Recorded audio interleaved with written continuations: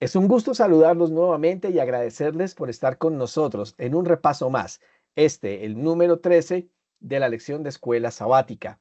Asimismo, queremos invitarlos desde ya para que nos acompañen con la nueva lección, el libro de Éxodo, que estaremos publicando y también realizando a partir de la próxima semana.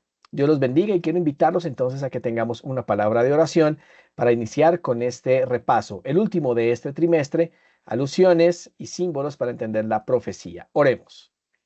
Te damos gracias, buen Dios y buen Padre, por este buen momento que nos das. Suplicamos que la compañía de tu Santo Espíritu esté con nosotros para que nos pueda dar a entender la lección de esta semana. En el nombre de Jesús. Amén, Señor. Amén. Muy bien, y como es costumbre, vamos entonces a compartir la presentación que hemos realizado de manera muy especial para todos ustedes.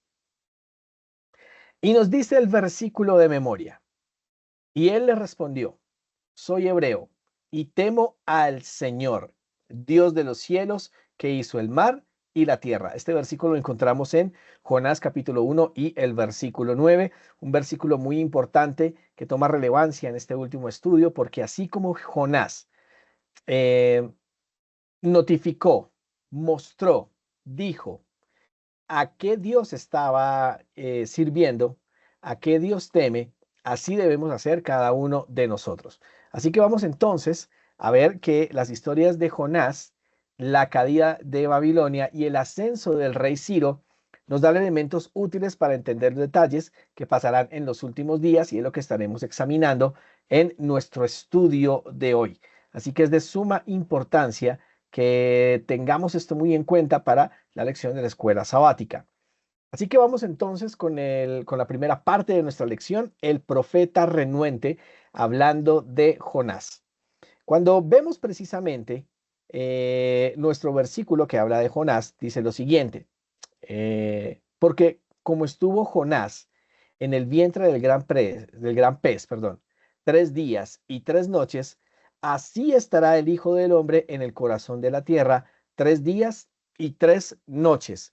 Y son varios puntos importantes que vamos a tocar en esta lección de hoy, porque precisamente al ver estos paralelos empezamos a notar que Jonás en el relato confiesa a quien adora. ¿Cuál es el Dios que él adora? ¿Cuál es el Dios precisamente que él teme y él sigue, como él mismo lo dice en el versículo, en el capítulo versículo 9, cuando habla de que Dios es el que adora?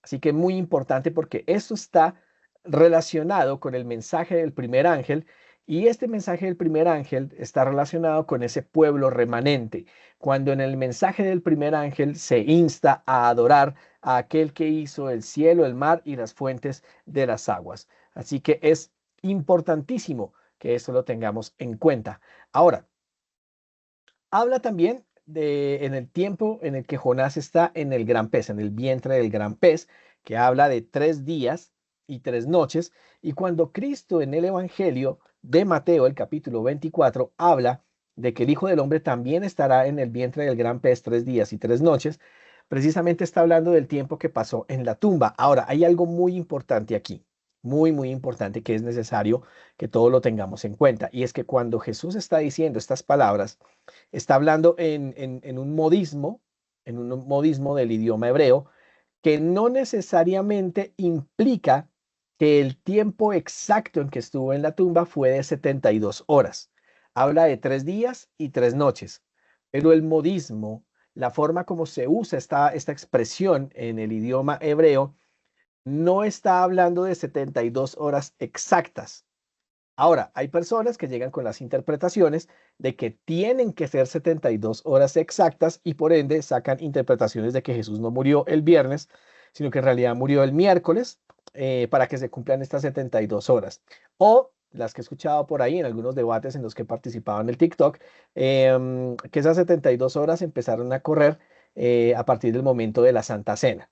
Entonces, cuando nos fijamos en que tiene que ser un número exacto de 72 horas, es que vienen las malas interpretaciones y entonces queremos darle vuelta a la escritura donde no debería haber. Por eso es súper importante que lo tengamos en cuenta. El tiempo que Cristo pasó en la tumba, sí fueron 3 días y 3 noches, pero no necesariamente 72 horas exactas. Es a lo que se refiere el modismo en hebreo. Bien, el modismo, la expresión del modismo en hebreo. Esto nos lleva entonces a la predicación a Nínive. Precisamente la lección nos deja algo muy importante y es que en la pregunta, ¿cuánto hay de Jonás en cada uno de nosotros?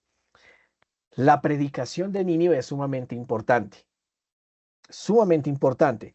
Esto nos deja precisamente varias preguntas que debemos empezar a interiorizar. Y es que a pesar de que Dios nos ha dado un mandato de ir a predicar el Evangelio, al igual que Jonás, nosotros no queremos ir y preferimos irnos por otro lado. Nuestro deber hoy no es muy diferente al de Jonás. ¿Que hay cosas que cambian? Por supuesto que sí, ya que Nínive pues se caracterizaba por ser una ciudad bastante cruel, muy cruel, especialmente en el trato con sus enemigos. Según nos cuenta la historia, según nos cuenta la historia, y ya vamos a leer este pasaje, según nos cuenta la historia, Nínive se caracterizaba por empalar las cabezas decapitadas de sus enemigos en las afueras de la ciudad, ¿sí? Con el fin de mostrar su poderío y dar un mensaje. Cualquiera que esté en contra de nosotros, esto sufrirá. Y eran bastante crueles. Sin embargo, Dios le ordena al profeta Jonás ir a predicar a esa ciudad, a esa terrible ciudad de Nínive. Y fíjense lo interesante lo que nos dice en la Review and Herald del 18 de octubre de 1906. Jonás reveló que valoraba menos las almas de aquella desdichada ciudad que su reputación. Tremendo. Temía que lo consideraran un falso profeta, cuando presenció la compasión demostrada por Dios hacia el pueblo arrepentido. Varios puntos allí que empiezan a contestar esa pregunta: ¿cuánto hay de Jonás en cada uno de nosotros? ¿Mm?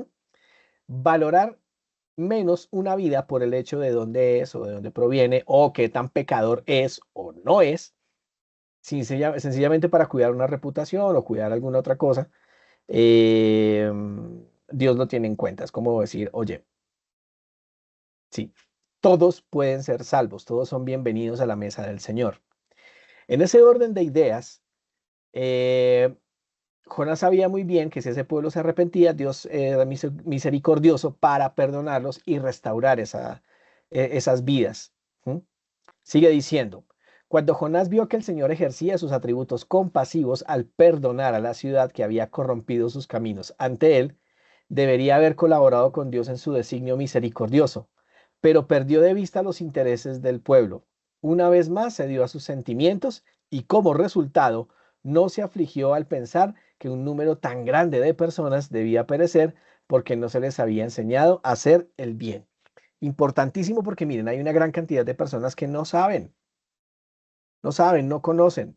Y como adventistas del séptimo día debemos, pues primero dar gracias a Dios y gloria a Dios por la luz que hemos recibido. Luz que no tienen la mayor parte de las personas. Conocimientos en cuanto al cuidado de la salud, del evangelio, de las profecías. Conocemos mucho. Se nos ha dado una gran luz, pero el problema radica es que creemos o estamos en cierto nivel de estatus donde pensamos nosotros mismos que hay personas que no tienen derecho a esa luz o que tal vez tenemos derecho a condenarlas por el hecho de que no les ha llegado esa luz. Pero la función, nuestra función, como el Señor la quiso con Jonás, al igual que con nosotros, es que nosotros seamos esas personas que les enseñemos precisamente a hacer el bien, que les demos la luz que nosotros mismos hemos recibido. ¿Cambia la cosa? Por supuesto que sí. Cambia bastante, cambia muchísimo. ¿Mm? Sigamos adelante. Mateo capítulo 12, versículo 42. Los hombres de Nínive se levantarán en el juicio con esta generación y la condenarán, porque ellos se arrepintieron a la predicación de Jonás. Y he aquí, más que Jonás en este lugar. ¿Mm?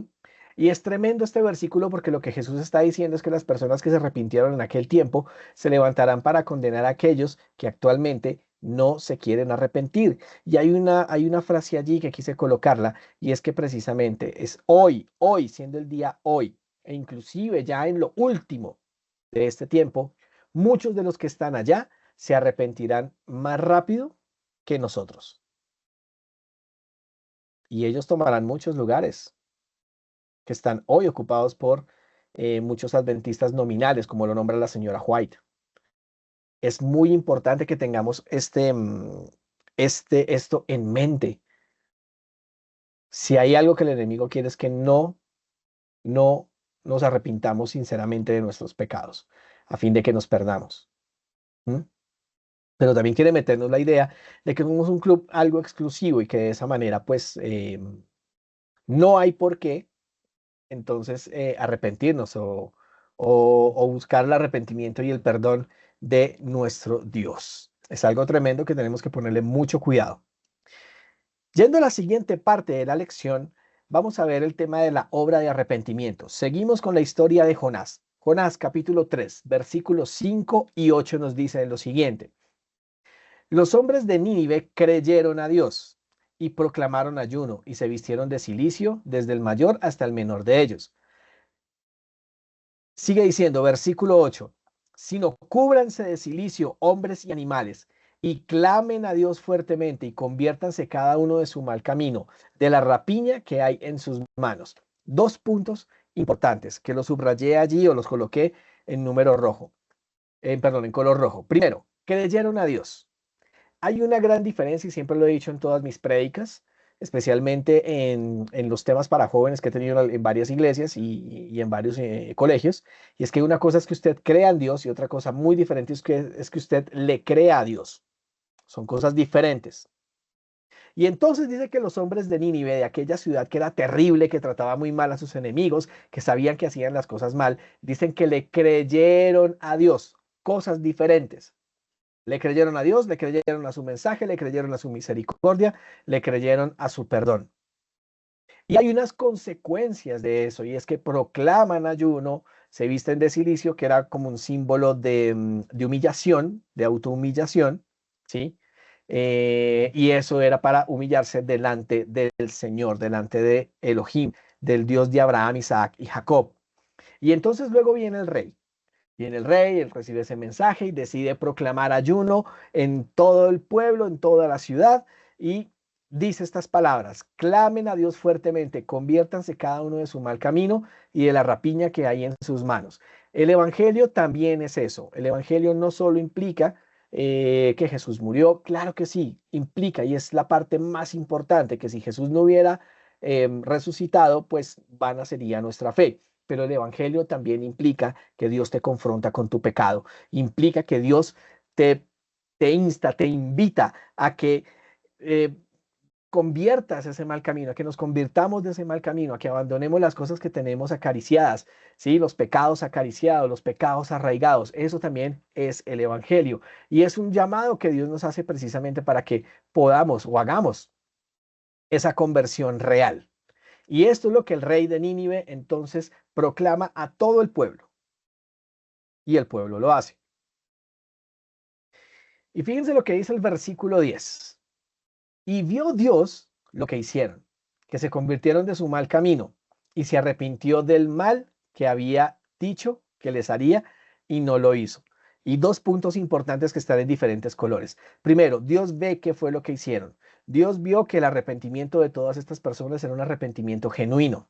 No era un arrepentimiento, bueno, no llamémoslo arrepentimiento, llamémoslo más remordimiento. No era un remordimiento cualquiera. Se arrepintieron y se convirtieron de su mal camino. El libro de Proverbios dice que aquel que confiesa su pecado y lo abandona, logra la misericordia. A eso se referían. Se convirtieron de su mal camino. Lo dejaron, lo confesaron, lo dejaron y se apartaron de él. Y alcanzaron la misericordia porque dice la escritura, precisamente en el versículo, que Dios precisamente ya no destruyó la ciudad de Nínive.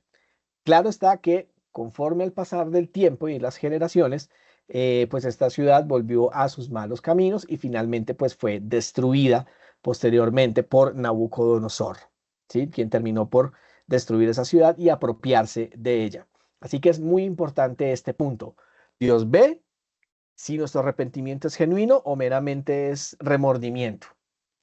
Y cuando ve que es un arrepentimiento genuino, alcanzamos la misericordia del Señor y alcanzamos asimismo el perdón por de nuestros pecados en Cristo.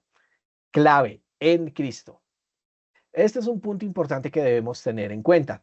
Así que tenemos que tener mucho cuidado con los extremos porque pues ciertamente hay un grupo de personas que están en dos extremos que no hacen nada bien a la iglesia, que aseguran lo siguiente y ustedes lo están viendo allí en la pantalla, que los mensajes directos son malos.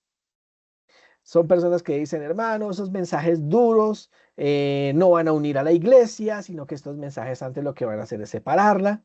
¿Mm? Y viene pues el otro extremo y es, todos los mensajes suaves atraen.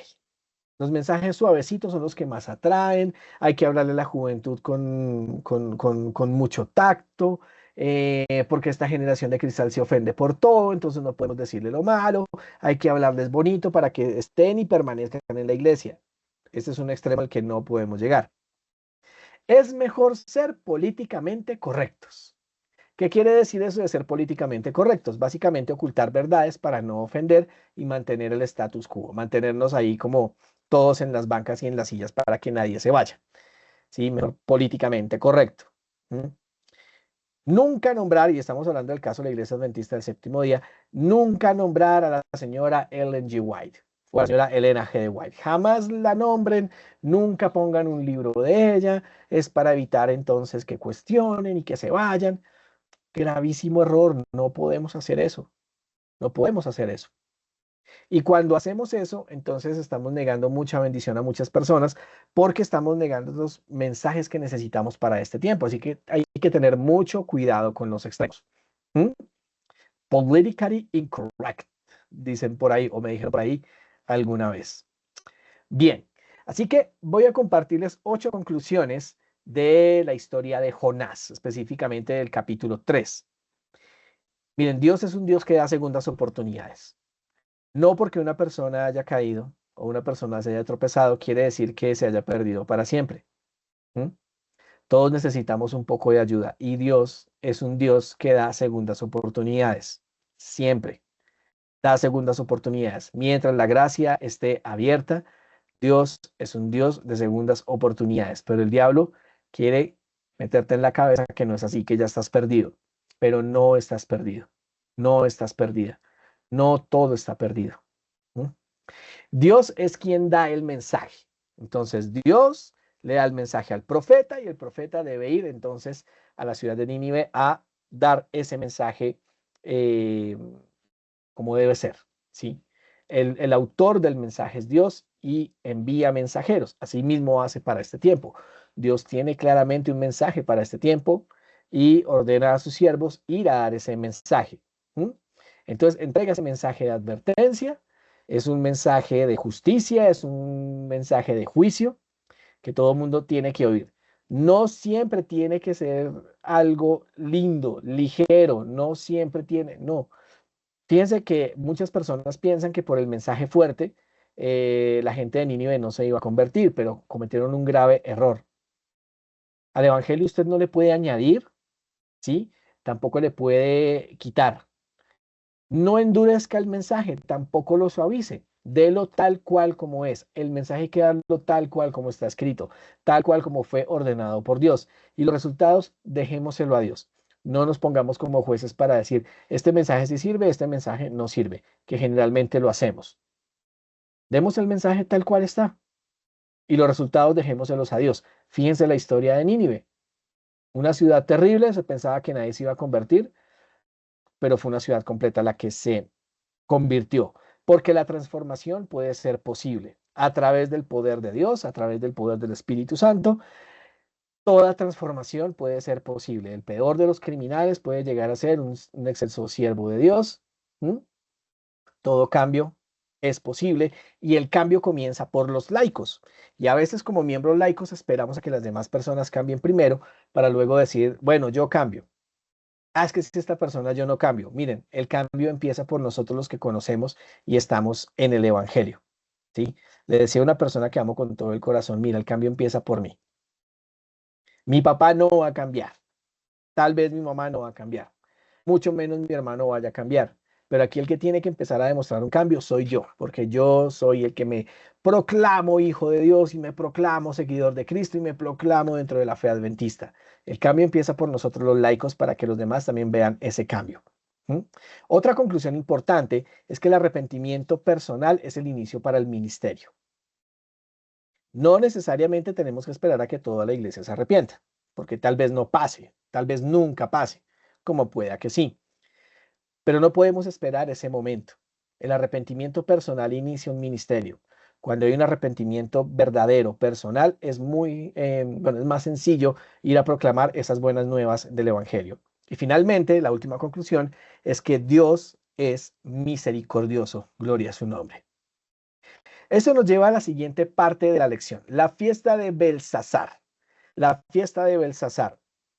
Daniel capítulo 5, versículo 2 nos va a dar importantes indicios por lo que podemos ver o podríamos mirar por qué la caída de Babilonia a manos, mientras estaba en el reinado de Belsasar, nieto de Nabucodonosor. Dice Daniel 5, versículo 2.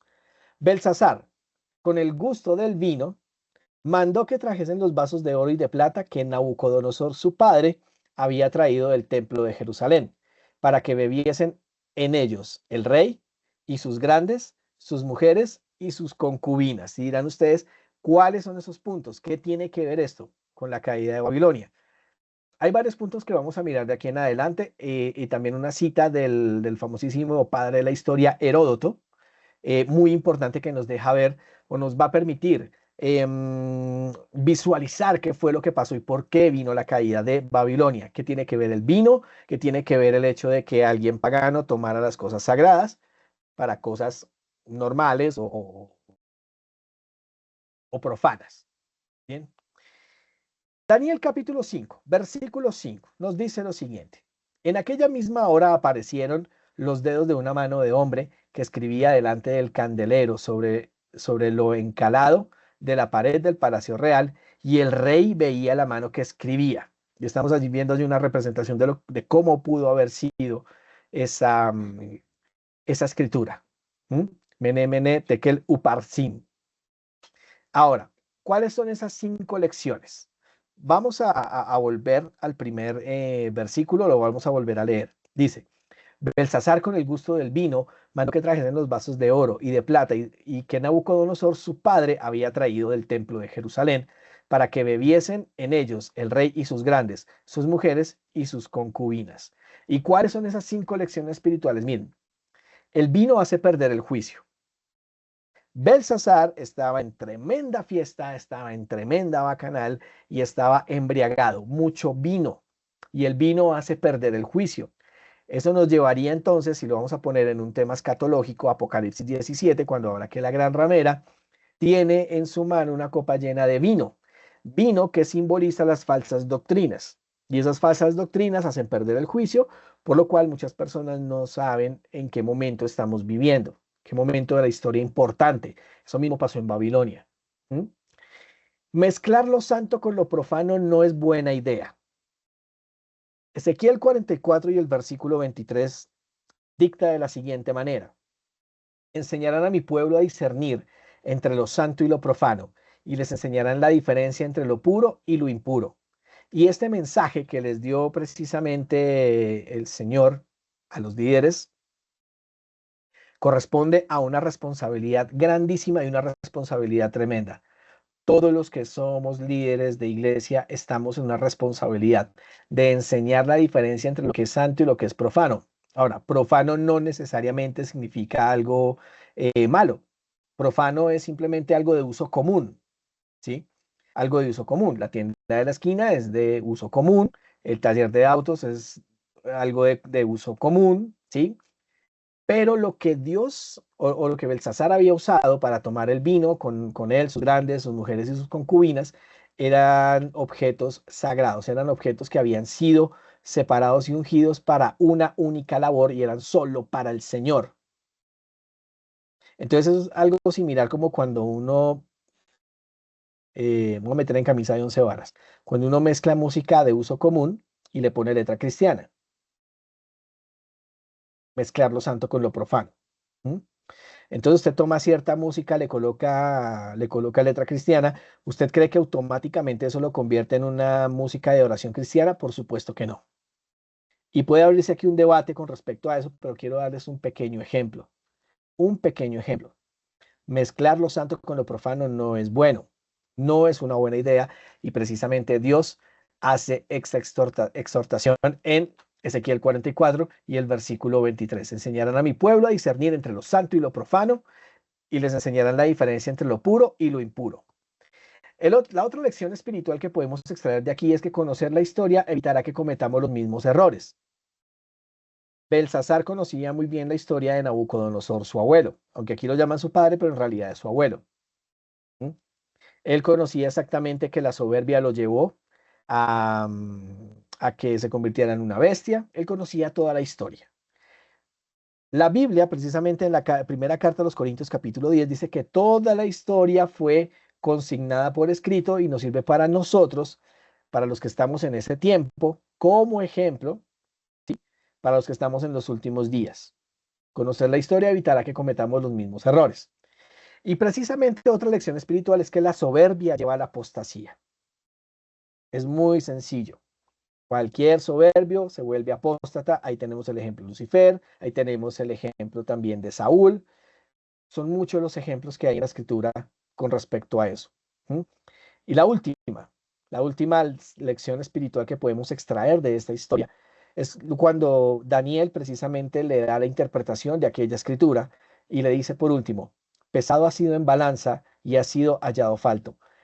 Y tenemos que tener mucho cuidado porque nos puede pasar.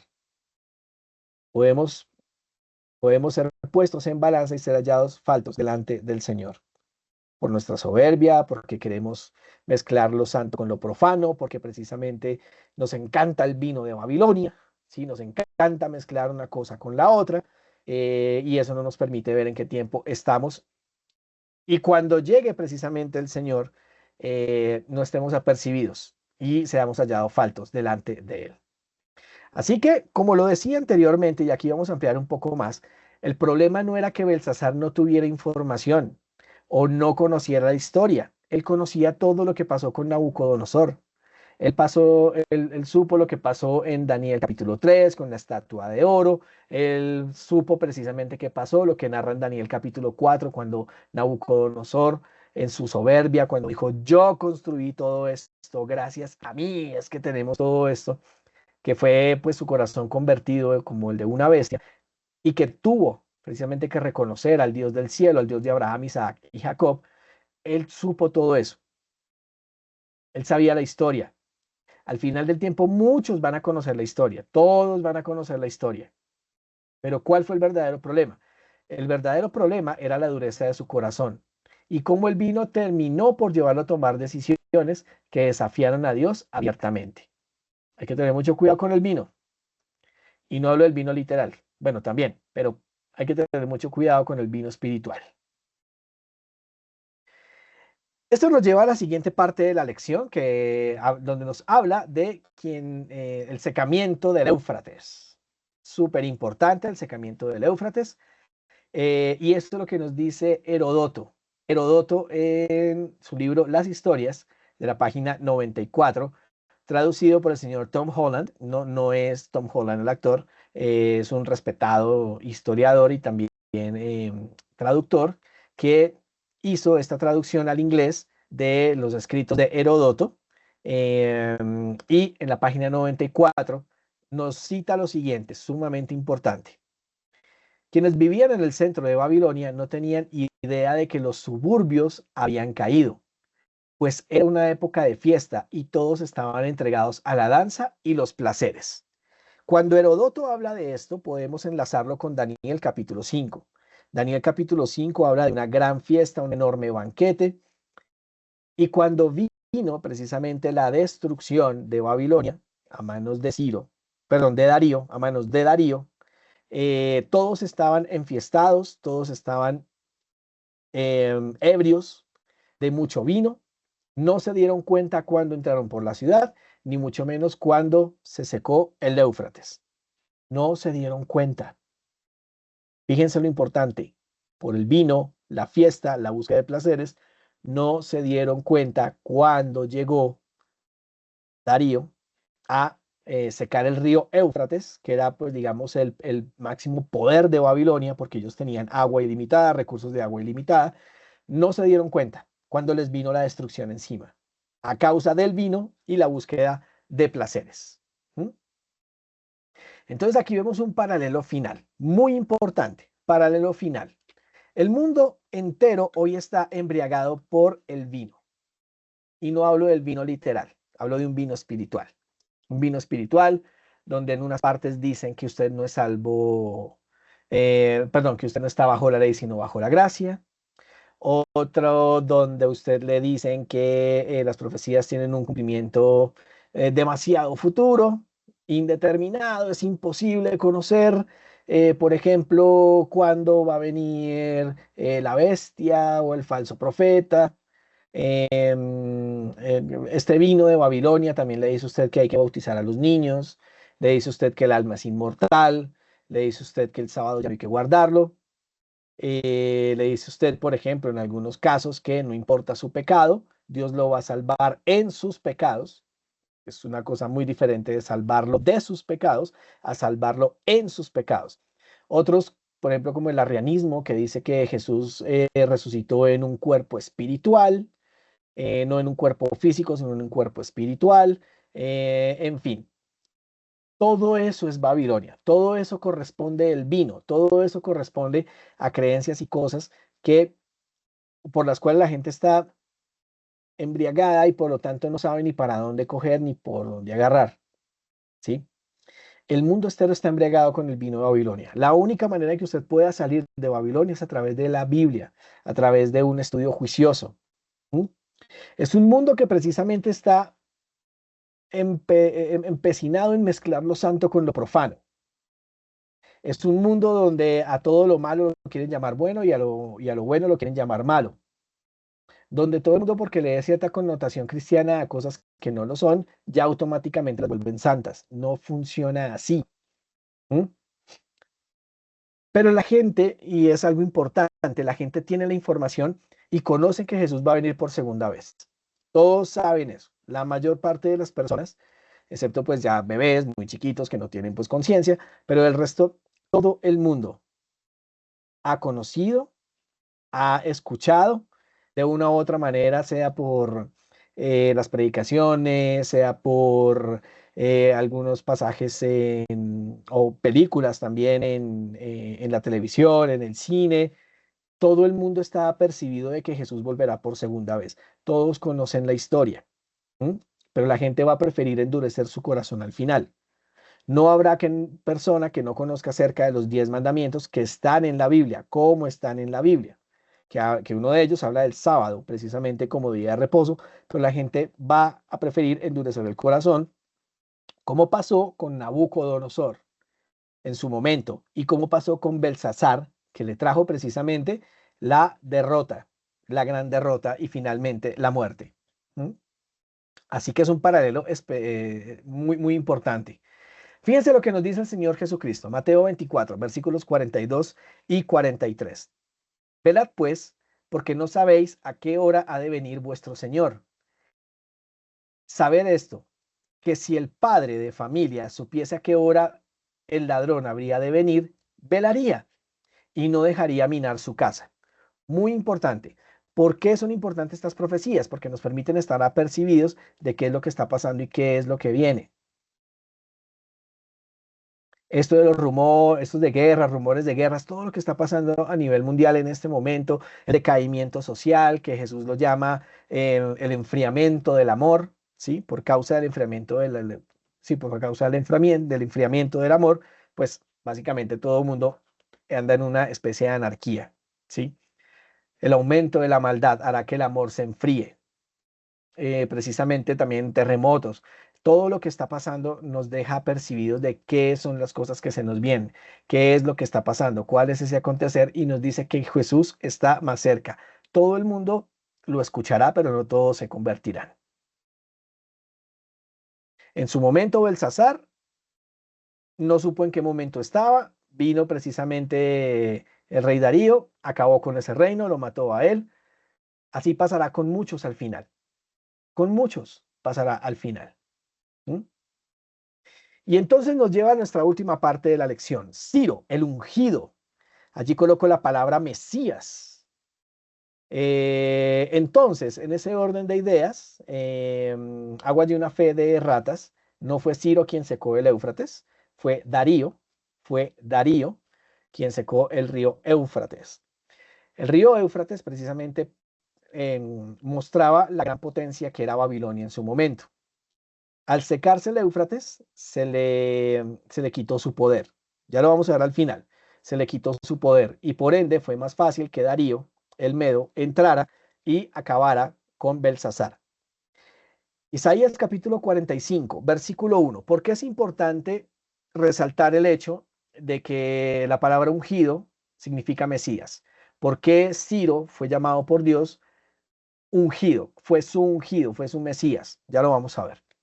Así dice Jehová a su ungido, a Ciro, al cual tomé yo por mano derecha, para sujetar naciones delante de él y desatar lomos de reyes, para abrir delante de él puertas, y las puertas no se cerrarán.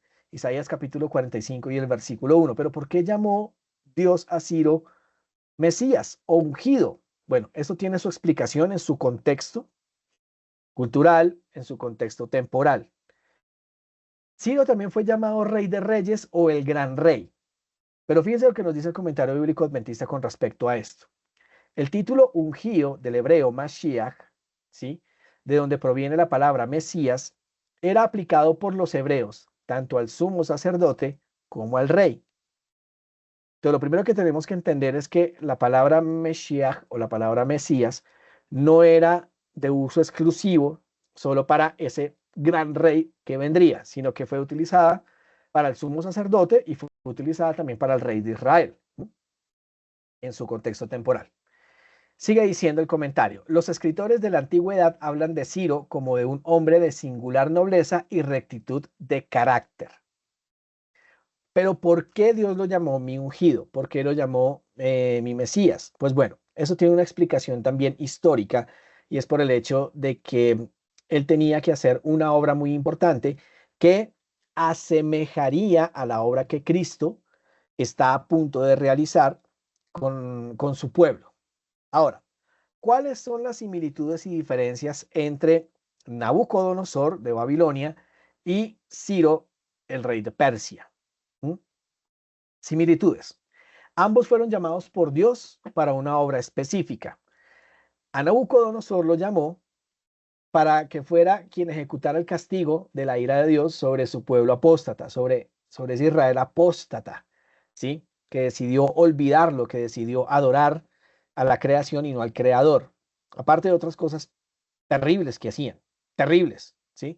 Nínive les quedó en pañales para lo que Israel llegó a hacer en ese momento y los actos que hacían eran terribles. ¿Sí? Entonces ambos fueron llamados por Dios para una obra específica. A Nabucodonosor para ejecutar la ira de Dios y a Ciro precisamente para restaurar el pueblo y también restaurar la ciudad. Pero vamos ahí. Ambos fueron llamados mi siervo. ¿Sí? Según Jeremías capítulo 26 versículo 7, perdón, Jeremías 27 versículo 6, nos dice que Dios llamó a Nabucodonosor mi siervo. También a Ciro lo llamó mi siervo. Ambos fueron llamados para una obra específica, ¿sí? Pero diferencias, ¿cuáles fueron esas diferencias? Nabucodonosor destruyó el santuario de Dios, mientras que Ciro ayuda a su reconstrucción y aparte le dice a Israel que vuelva a su tierra y edifique la ciudad y el templo o el santuario. Son diferencias enormes, pero que a la larga en ambos o a ambos o por medio de ambos Dios precisamente cumplió allí su voluntad. Y para terminar, hay unos paralelos entre Ciro y Jesús. Ahora, no se ha tomado a Ciro como un tipo de Cristo. Eh, Algunas acciones mostrarían precisamente qué es lo que Cristo ha hecho, hace y hará por su pueblo. Por ejemplo, se dice de Ciro, según el historiador Heródoto, que era de carácter noble y justo. Jesús muestra el carácter de Dios, el carácter perfecto de Dios. ¿Mm? Manso, humilde, noble, justo, pero también fuego consumidor. ¿Mm? El rey Ciro, cuando vino a invadir Babilonia, dicen que vino desde el oriente, según la historia. Cuando leemos Apocalipsis, vamos a ver que Jesús vendrá del oriente. ¿Mm? Ciro, y nuevamente hago la fe de ratas, fue Darío quien secó el Éufrates para derrotar a Babilonia, pero vino del oriente. Precisamente Jesús secará el Éufrates para quitar el poderío de la gran Babilonia. ¿Sí?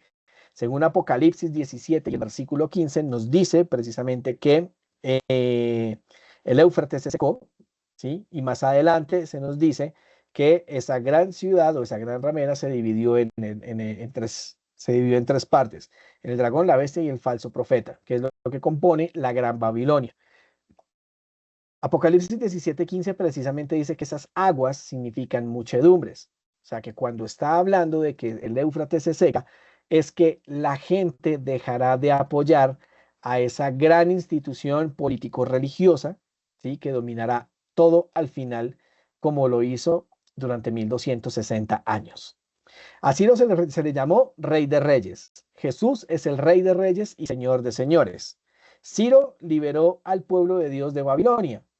Jesús finalmente librará al pueblo de Dios de la gran Babilonia. Son paralelos que son interesantes analizarlos y que precisamente nos deja bellas enseñanzas con respecto a la lección de esta semana. Así que nuevamente los quiero invitar a que me sigan en mis redes sociales como Gordo Adventista o David Gordo Adventista. Síganme en mi canal de YouTube y también en mi canal de TikTok. Y no queda más que agradecerles nuevamente por su compañía durante este trimestre que tuvimos, y quiero invitarlos a que terminemos con una palabra de oración. Te damos gracias, buen Padre y buen Dios, porque en la lección de este trimestre nos dejaste claros muchos principios, principios que se pueden aplicar para el entendimiento correcto de la profecía. Gracias porque a través de ello nos has mostrado tu amor, porque a través de toda esta lección nos has dicho que nos has dado a conocer el final desde el principio. Gracias por la bella esperanza que nos das para entender que la profecía no es un tema de miedo, sino que es un tema de esperanza, que vendrán momentos difíciles, por supuesto que sí, pero tú has prometido que estarás con tu pueblo. Así que ayúdanos a asimilar todas estas lecciones en nuestra mente, en nuestro corazón, que las podamos enseñar. Bendice a cada persona que ha visto este video y por favor bendice también a sus familias. Y nos encomendamos para el nuevo estudio y encaminamos, Padre, este camino en tus manos para el nuevo repaso de la lección de escuela sabática. Y gracias por escucharnos en el nombre de Jesús. Amén, Señor. Amén. Muy bien, muchas gracias de nuevo por acompañarnos. Nos vemos la próxima semana con la primera lección de escuela sabática del libro de Éxodo. Dios los bendiga, Dios los guarde. Nos veremos la próxima semana.